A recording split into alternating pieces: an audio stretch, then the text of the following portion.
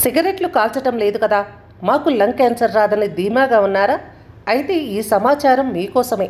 ఊపిరితిత్తుల క్యాన్సర్కు కేవలం సిగరెట్లు బీడీలు తాగటమేనని చాలామంది అనుకుంటూ ఉంటారు. కానీ లంగ్ క్యాన్సర్ రావడానికి ఇతరత్ర కారణాలు కూడా ఉన్నాయని, వాటి వల్లనే ఈ మధ్య కాలంలో లంగ్ క్యాన్సర్ కేసులు పెరుగుతున్నాయని తాజా అధ్యయనాలు తేలుస్తున్నాయి. ఆ కారణాలేంటో ఈ కథనంలో తెలుసుకుందాం. అప్రమత్తంగా ఉందాం. మీరింకా మా ఛానల్ని సబ్స్క్రైబ్ చేయకపోతే వెంటనే సబ్స్క్రైబ్ చేయండి. మా వీడియోల సమాచారం కోసం బెల్ ఐకాన్ని ఆన్ చేయండి. ఊపిరితిత్తుల క్యాన్సర్ ముప్పు అనగానే అందరికీ ముందుగా పొగ తాగటమే గుర్తుకొస్తుంది. సిగరెట్లు బీడీలు కాల్చేవారికే లంగ్ క్యాన్సర్ వస్తుందని చాలామంది భావిస్తుంటారు.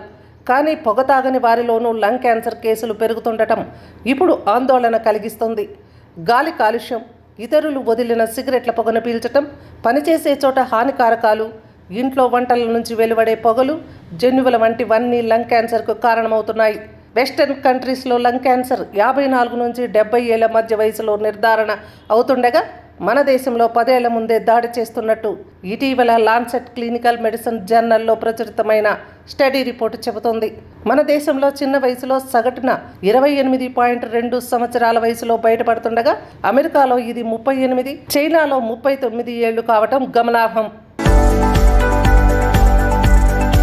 దక్షిణాసియా దేశాల్లో రోజురోజుకి ఊపిరితిత్తి క్యాన్సర్ కేసులు పెరగటానికి వాతావరణంలో నుసి పదార్థం PM2.5 మోతాదులు ఎక్కువ కావడానికి సంబంధం ఉంటుందని పరిశోధకులు చెబుతున్నారు.